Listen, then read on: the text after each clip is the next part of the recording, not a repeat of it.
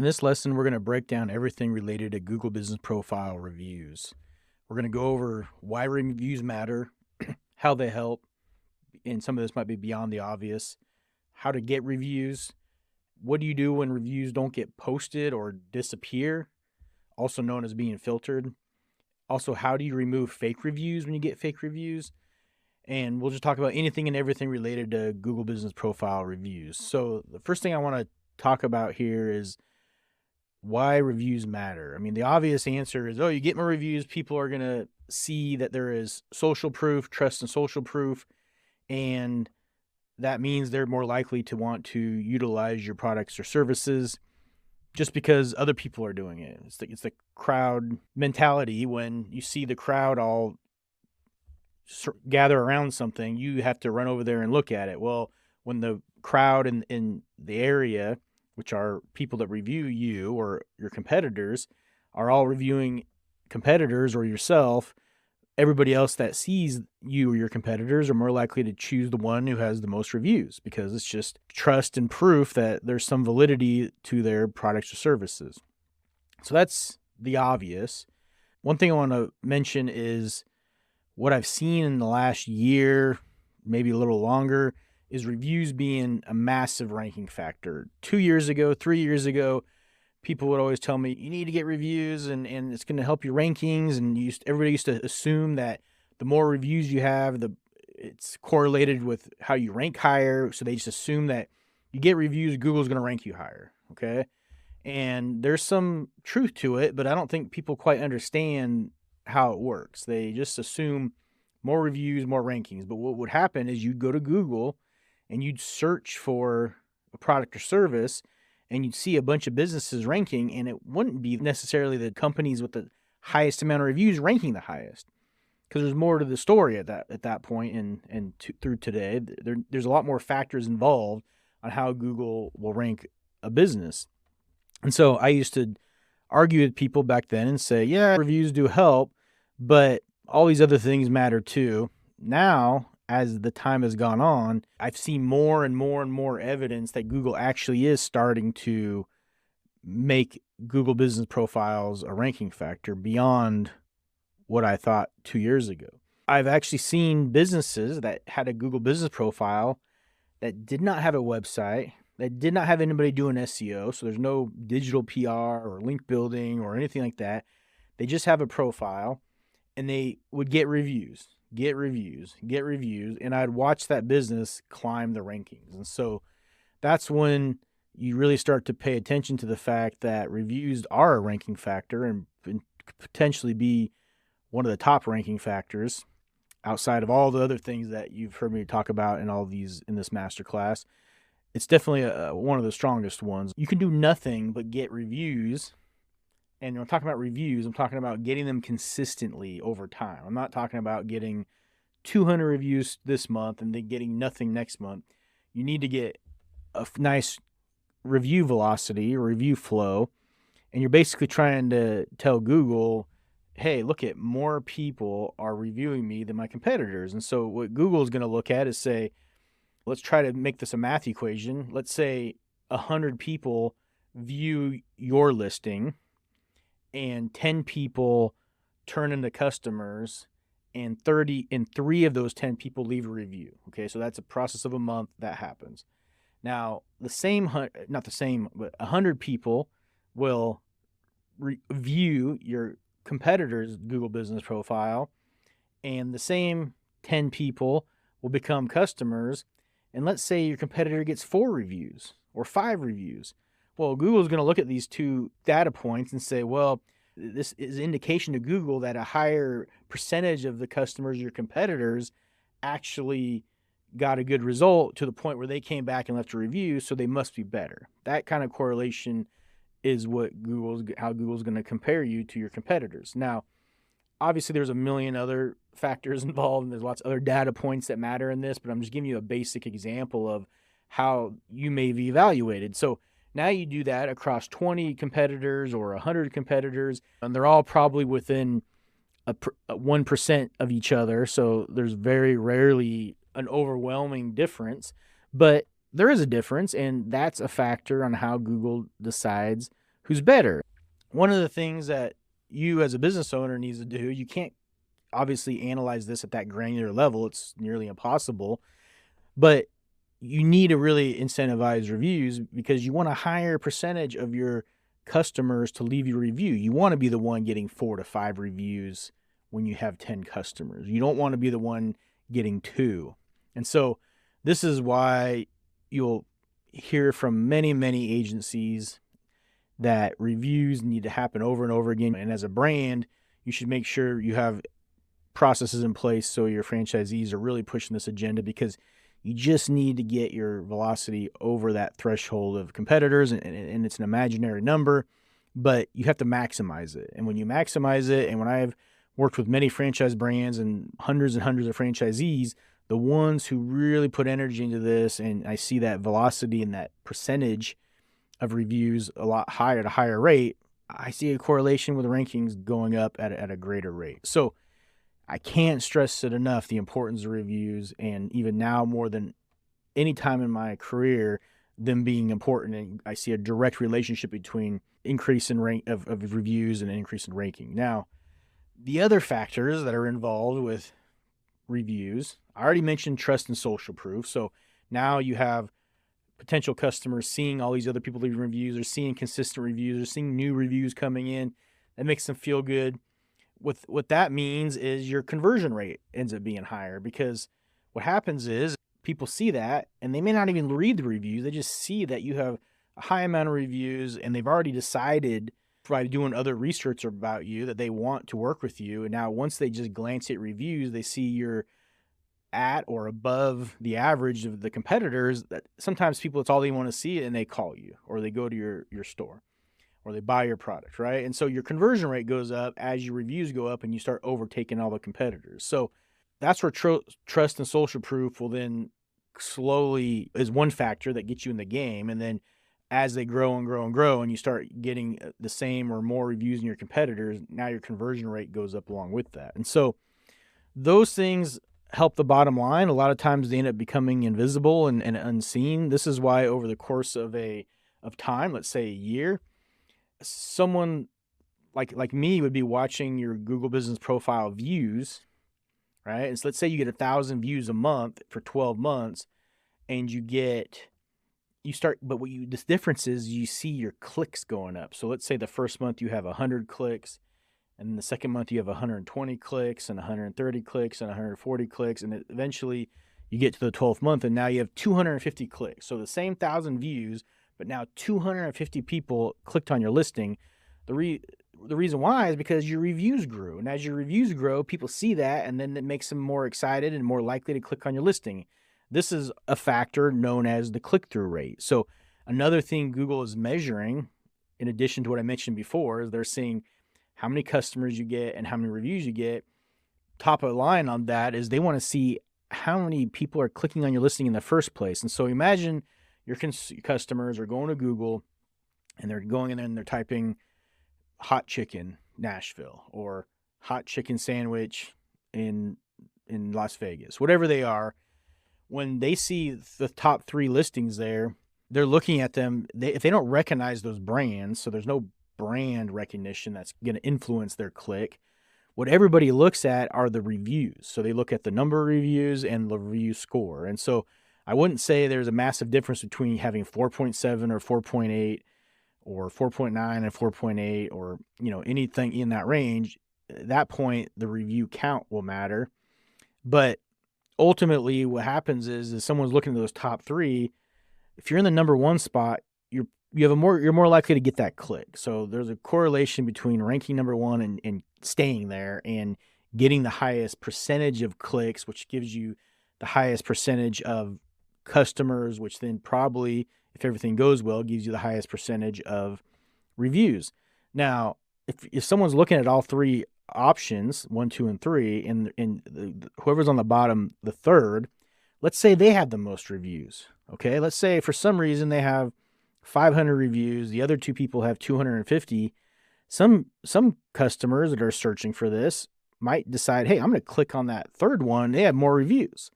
And so what happens is over time, that click-through rate, they start getting a higher percentage or a higher density of those clicks. Google's going to go, well, people are clicking on this competitor at a higher rate than the other two. So they end up rewarding that by bumping that up in the rankings. So that click-through rate, which is that initial click-through rate off the search, obviously the views and clicks is what's going to be factored in there. And then the conversion rate, which are the likelihood that they click on the call button or the website button. And then the last thing is how many reviews come in. All that data is being analyzed, and whoever has a higher density or a higher percentage of activity happening at those data points over time are going to start winning, and Google's going to have to take notice and use that information to justify ranking whoever's in number 3 spot, maybe the number 2 spot, or maybe all the way to number 1 spot. So that's how the top 3 end up winning over time. Is they end up, you can do SEO, all this SEO stuff in the background that we talk about, but ultimately this is what keeps you in the top 3 and potentially gets you from 3, 2 to 1, in addition to some other things. This is a very high factor here. So this is where reviews matter, that nobody explains this to you. They just say, get reviews, get reviews, get reviews, and everything else works itself out, which sure, it probably does, but I'm taking this opportunity to give you the details on how it actually matters and emphasize it even more how important it is. So with that said, have your team ask for reviews. This is the number one thing that it blows my mind, that everybody just does the work and then they leave the job site or they let the customer walk out and there's no asking for reviews. Okay. It's that simple. That's usually the best chance to get it, is right there on the spot. Once you've delivered your product or service, your customer or client is the happiest because you've received the product or service and they're looking at it and they're happy. Ask for it there. Put this in your process. Put this in your SOP. Get your tech team, your operations team, your sales team. Ask. Figure out a way to measure this to make sure it's happening. Make it a part of your scripts. You name it. Ask. Now, at that ask, make it easier for the people to get the review, okay? Have a way to send it to them. However it may be, the preference is to ask them to go to Google and search for you and then find your listing, click on you, and fill it out. That's probably asking too much for some brands, but that actually brings on the biggest benefit, and it's also brings SEO benefit, that people are searching for you and then clicking on you. So guess what? That improves your click-through rate, which I mentioned earlier. The second thing is, because Google sees that the person searched for you and found you and left a review, they know that that person didn't get the review link handed to them. I know Google offers a review link, but what I've seen recently is that when people leave the review naturally, those reviews stick. Whenever a franchisee sends the link to somebody and that person clicks on that link and then fills it out, I keep hearing grumblings of these reviews disappearing, getting filtered, things like that. That's where having them look for your listing and then leaving a review is probably the best way. If it doesn't happen, the next best way is send them the link right there on the spot. Now, if that customer ends up walking out the door or your team leaves the place of service, now you're leaving it up to the customer. Have review automation tools in place, where there's lots of them. This is probably one of the biggest pieces of software out there. I'm not even going to name them. There's so many, but every brand or most franchise brands I've worked with have some version of this. Make sure it's being used. Make sure it's set up. Make sure it's working. Make sure any customer that comes through the pipeline is getting reminded. There's some that have more depth than others. You can ask them for a Google review, have them do that. Once that's been submitted, you can ask them for Yelp and some other ones. Take advantage of that as quickly as possible, because the honeymoon phase wears off. The person is happy at the time of delivery. They're usually happy very shortly thereafter. Then they forget about you. So you have to really be aggressive in pushing for that.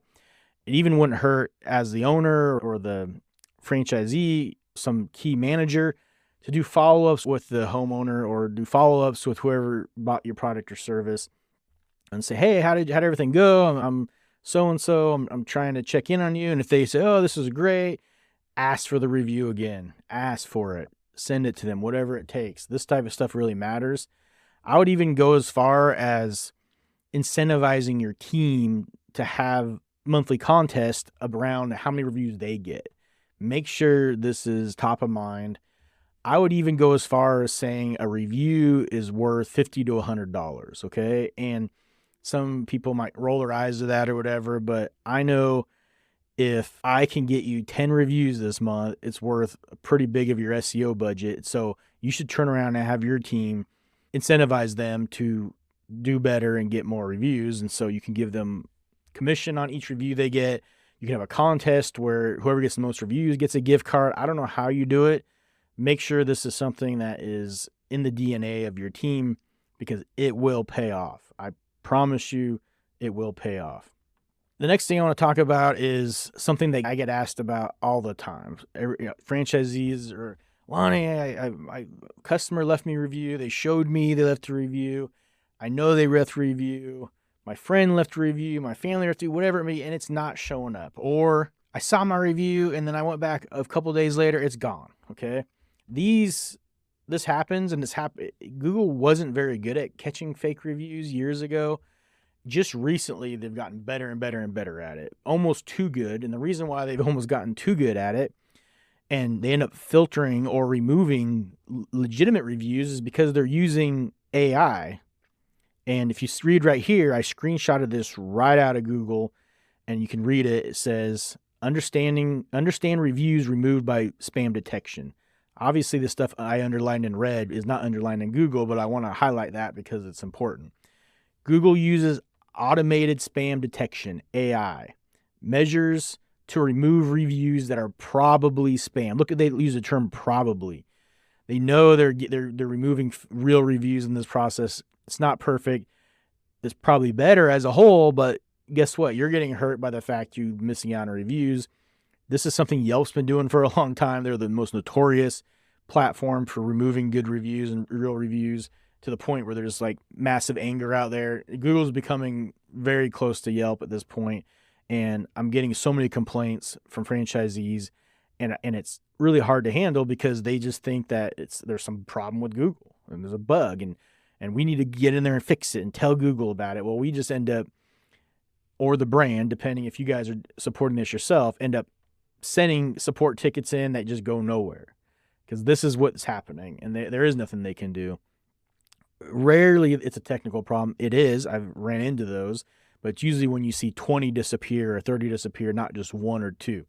So these measures, I'm reading this now, these measures are designed to help improve people's experiences on Google and display reviews that are authentic, relevant, and useful. Some legitimate reviews may be inadvertently removed.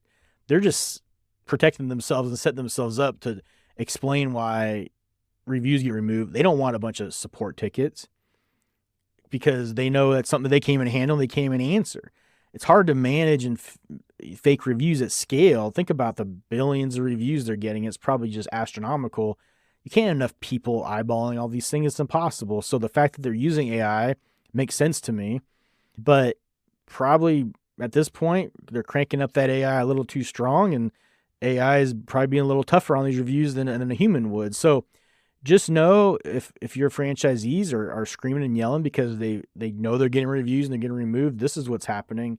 And a lot of people don't know this, and I need you to know this because there's really not a lot anybody can do about it at this point. All we can do is hope as Google dials us back a little bit, their machine learning and their AI gets better and better at really knowing when something's legitimate or fake, and that hopefully will help. So now, the question that other people ask is, I got a customer or a competitor leaving me a fake review. Okay. Now, sometimes when I say a customer's angry, they leave a negative review, then they ask all their friends to leave reviews. That's a fake review, right? More often than not, a competitor is angry seeing that you are in business and you're doing good and you're growing, and they leave you a negative review, or they have some of their team members leave negative reviews. Whatever it may be, you have a negative review. Okay. And the question is how do you remove fake negative reviews? And so there's a few different ways you can do this, or 4 to be exact. One of them being flag a review in Google Maps. Okay. So if you look at here, there's me, if you can see me. That's what it looks like in Google Maps. There's a place where you can, in the maps from your phone or desktop, you can find the review, click on it, and you see those 3 little dots in the upper right-hand corner. You click on that, and you can see the option Report Review. Just click on that, and it'll give you the option of explaining why the review is bad.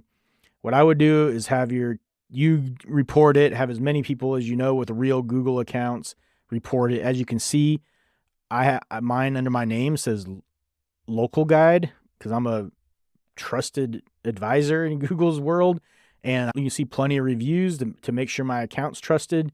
And so if you have enough of these local guides reporting the review, oftentimes or not, Google will remove it. Because again, at scale, they can't check all these. They can't do an investigation on these. So they start trusting that real people out there like myself are reporting something. It's probably for a good reason. But what you need to know is that Google, like they always love to do, have different names for everything. So here in Google Search, which is different than Google Maps, you can see this time it says flag is inappropriate. So it doesn't say report review. It says flag is inappropriate. It's the same thing.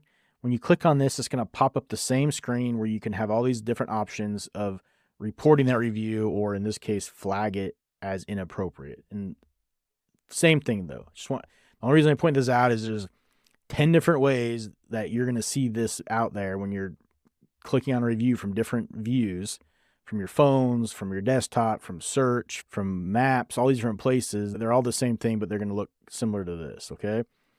The next thing you can do is you can flag your review inside your account. So logged into Google Business Profile, you can click on it in there and report it as the owner. Similar type of thing. I'm not going to show you a screenshot of that one.